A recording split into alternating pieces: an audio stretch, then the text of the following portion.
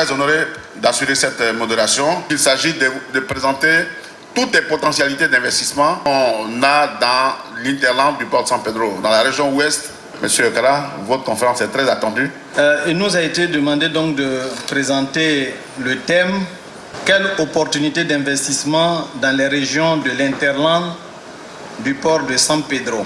L'Interland, c'est une zone continentale située en arrière d'une côte ou d'un fleuve par opposition au littoral.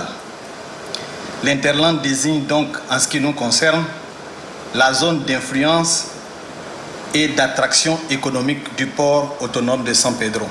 Dès l'indépendance, le président de la République, Félix Houphouët-Boigny, a opté pour une politique générale de développement des régions axée sur leurs potentialités spécifiques. De 1970 à 1975, une stratégie d'aménagement du territoire qui a consisté en la création de 3 pôles économiques en plus du pôle économique d'Abidjan. Il s'agit du pôle de développement de la vallée du Bandama, donc au centre, du pôle de développement du Grand Nord, avec comme capitale Korogo, et du pôle de développement du Sud-Ouest, avec comme capitale San Pedro. Plusieurs actions de développement ont été réalisées, notamment la création du port de San Pedro et la création d'infrastructures et équipements publics, routes, électrification, urbanisation. La vocation du port de San Pedro, c'était donc d'être un outil de développement et un moteur d'intégration sous-régionale, un véritable catalyseur de l'économie sous-régionale et évidemment d'être un port de transit pour tous les pays limitrophes. Quelles sont les opportunités d'investissement? Bien, la mise en valeur des potentialités de ces différentes régions nécessite évidemment des infrastructures. Infrastructures routières pour permettre un gain de temps, la sécurité des personnes. Il faut aussi dire que le potentiel aujourd'hui, le réseau routier bitumé de 6500 km et non bitumé de plus de 80 000 km, le réseau routier de l'Interland du port de San Pedro représente 25% des routes revêtues et 30% des routes en terre en Côte d'Ivoire. Premier point, c'est le développement des infrastructures. C'est un gros potentiel. Évidemment, au niveau du port, il y a un projet important qui est le remblaiement et la viabilisation de 150 hectares du domaine portuaire. Il y a la construction, évidemment, d'un nouveau terminal à conteneurs avec les caractéristiques qui sont indiquées là pour permettre, évidemment, au port d'avoir une croissance beaucoup plus importante. Et la construction d'un dépôt de stockage d'hydrocarbures, c'est un élément important. Ce sont des projets qui consistent vraiment à développer la capacité du port à atteindre évidemment ces objectifs.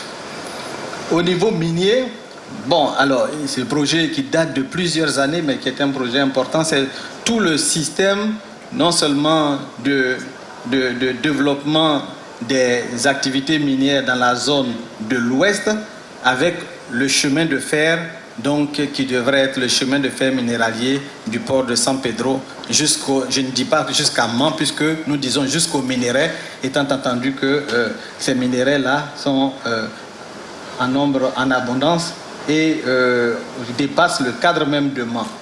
Donc, ce projet intégré est un projet important.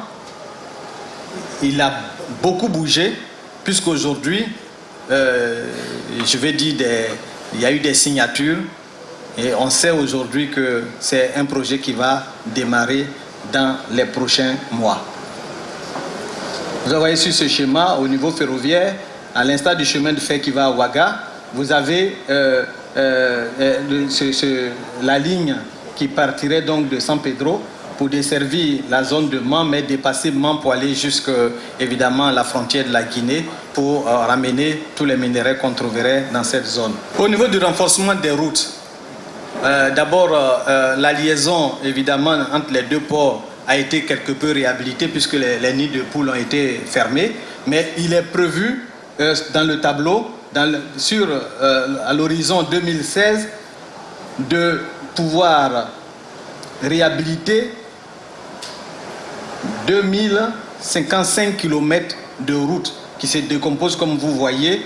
Il est prévu 2564 km de routes à bitumer, Et les linéaires sont indiqués là. C'est pour vous dire donc qu'il y a un linéaire important de routes. Pratiquement tous les tronçons de la zone sont prévus pour être bitumés. Vous avez des routes qui existent déjà. Et puis il y a toutes les nouvelles voies à bitumer qui sont prévues donc, au niveau de l'interland de San Pedro. Il est prévu donc jusqu'à l'horizon 2020, quasiment toutes les voies soient non seulement réhabilitées, qui étaient bitumées soient réhabilitées, mais que des nouvelles voies soient bitumées dans toute la zone. Il est prévu aujourd'hui dans le programme du ministère des Transports, évidemment, la réhabilitation de 9 aéroports de l'intérieur, dont, pour ce qui concerne la zone, évidemment, Mans, Korogo, Odiéné, mais aussi la construction, évidemment, d'un nouvel aéroport et même une aérocité à San Pedro. Pour être bref, ce matin, je dois vous dire que pour le moment, nous connaissons l'enveloppe dans le cadre de tous les projets qui sont prévus dans le PND. Certains ont démarré avec le financement français, C2D. Il y en a qui ont démarré avec le financement de la Banque mondiale, qui sont en cours, le PUR et le PRECI, qui sont des programmes de réhabilitation que vous voyez à Abidjan. Il n'y a pratiquement plus de nids de poules. Il y a 3 ans, ce n'était pas le cas. Et donc, ce programme est en cours. Et ce programme, au niveau de San Pedro, les entreprises sont déjà connues. Bientôt, vous avez vu que pour accéder au pont, on a eu des difficultés. L'entreprise va démarrer dans les quelques jours, puisque l'entreprise a déjà reçu la note de service. Et il y a près de 5 milliards qui vont être investis dans la voirie de San Pedro pour faire toute la voirie de San Pedro. Donc, le programme est en cours de façon sectorielle. Après, je pourrais vous donner des coûts, mais de façon globale, nous pourrons prendre un ratio de 11 000 milliards comme étant l'objectif pour l'Interland. Je voulais savoir quelle stratégie est mise en place pour attirer les promoteurs privés et quelle pourrait être la contribution de l'État de Côte d'Ivoire dans tous ces projets. En fait, depuis 2011, vous voyez, quand vous ouvrez la télévision, il y a des forums économiques partout. La Côte d'Ivoire participe à ces forums économiques. Souvent, c'est le président de la République lui-même qui conduit la délégation.